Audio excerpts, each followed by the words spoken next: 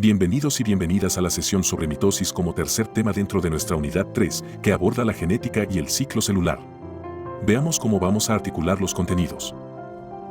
Comenzaremos por una pequeña introducción, seguida de la explicación del ciclo celular, sus fases y sus mecanismos de regulación. A continuación, exploraremos las formas cromosómicas y las fases de la mitosis.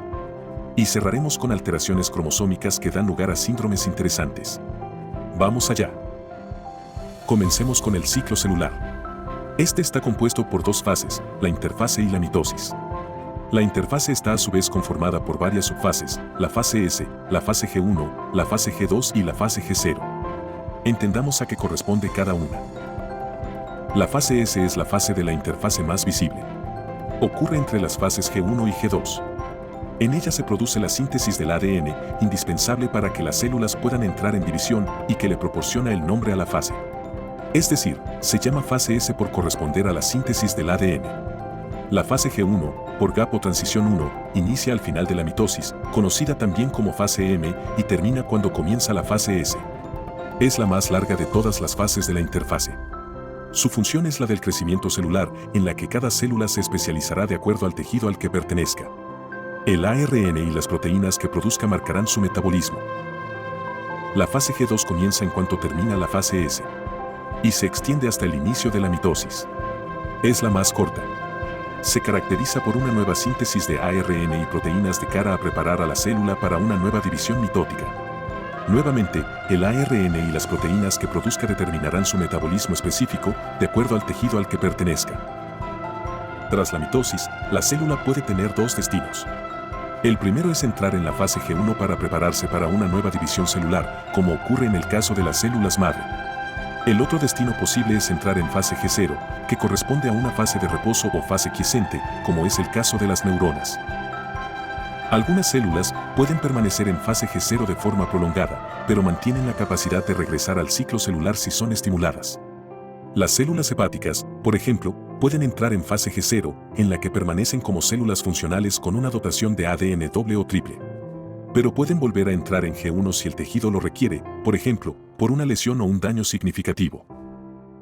Otras características incluyen que la fase G0 puede durar toda la vida. La fase M es corta. Además, las fases S, G y M son constantes. Si quieres aprender sobre los mecanismos de regulación del ciclo celular, no tienes más que adentrarte en el video didáctico complementario a esta lección y que está disponible en tu aula virtual. Vamos ahora a abordar las formas cromosómicas. Primero que nada nos conviene distinguir las partes de un cromosoma.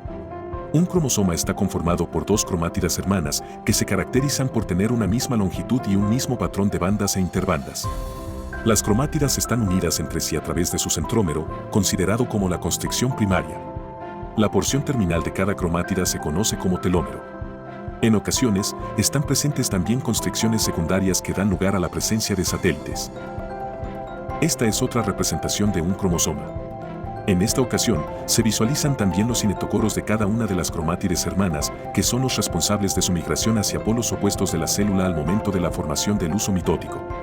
Es importante señalar que, en caso de que los brazos de las cromátides no tuvieran el mismo largo, por convención, se coloca el brazo corto en la parte superior y el brazo largo en la parte inferior. Los cromosomas se clasifican en función de la posición de su centrómero. Así, los cromosomas pueden ser telocéntricos si es que el centrómero se ubica en el extremo de ambas cromátides. Son acrocéntricos si es que los brazos que sobresalen por encima del centrómero son muy cortos. Son cromosomas submetacéntricos si los brazos cortos y largos de las cromátides son casi iguales en longitud. Finalmente, son metacéntricos si las longitudes de los brazos son similares. Llegamos por fin a las fases de la mitosis. El proceso de división celular mitótica incluye 4 fases distinguibles entre sí: profase, metafase, anafase y telofase. Hay quienes hacen pequeñas subdivisiones previas a las fases consecutivas. Por ejemplo, la prometafase viene a ser la fase previa a la profase y la prometafase la fase de preparación para la metafase. Hay quienes diferencian la anafase temprana de la tardía y la telofase temprana y tardía. No obstante, si comprendes las diferencias entre profase, metafase, anafase y telofase, es prueba superada. Veamos qué caracteriza a cada una de ellas. Pero primero, ¿podrías distinguir la fase del esquema que no pertenece a la mitosis? Efectivamente, se trata de la interfase. Por favor, no vayas a confundirla como parte de la división celular, pues se trata de la fase de reposo. Si afirmaras que la interfase es una fase de la mitosis, estarías incurriendo en un error garrafal. Ya en materia, la profase es la primera fase de la división celular por mitosis. En esta fase, el material genético comienza a condensarse en cromosomas y poco a poco las cromátides se van uniendo a través de su centrómero. Por otra parte, los centriolos se separan lentamente y se forman los microtúbulos del uso mitótico que permitirán el reparto de cromosomas entre las células hijas resultantes de la mitosis. En metafase, la membrana nuclear ya ha desaparecido. Además, los cromosomas se alinean en el centro del uso mitótico. En la anafase, las cromátides se separan y migran hacia polos opuestos de la célula, mientras los microtúbulos del uso mitótico se retraen. En la telofase, las cromátides han llegado a los polos opuestos, se reforma la membrana nuclear y el ADN se descondensa. Al final, no queda sino la citocinesis para separar a la célula madre en dos células hijas idénticas. Llegamos al último tema de esta sesión teórica. Se trata de alteraciones cromosómicas. En este punto, debemos introducir la definición de un cariotipo humano. Se trata de la carga cromosómica ordenada por tamaño descendente de los 23 pares de cromosomas autosómicos, seguidos del par sexual. Una alteración cromosómica se produce cuando la migración de las cromátides hermanas es errónea, lo que conduce a una distribución desigual de cromosomas entre las células hijas. Esto da lugar a síndromes. Existen dos tipos de anomalías cromosómicas, las aneuploidías y las poliploidías. Las aneuploidías consisten en la alteración en el número de cromosomas en algunas o todas las células del cuerpo. Esto sucede por el aumento o disminución de cromosomas completos o parte de ellos, lo que se traduce en un cariotipo anormal. En cambio, las poliploidías corresponden a un fenómeno por el que se originan células, tejidos u organismos completos con 3 o más juegos de cromosomas. Así, si el individuo tiene 3 juegos de cromosomas pasa a ser un triploide. Será tetraploide si lograra reunir 4 juegos completos de cromosomas, mientras que lo normal es que haya 2 juegos de cada par de cromosomas, lo que constituye un diploide. Tomemos un ejemplo humano. En la izquierda, tienes el cariotipo de una mujer normal.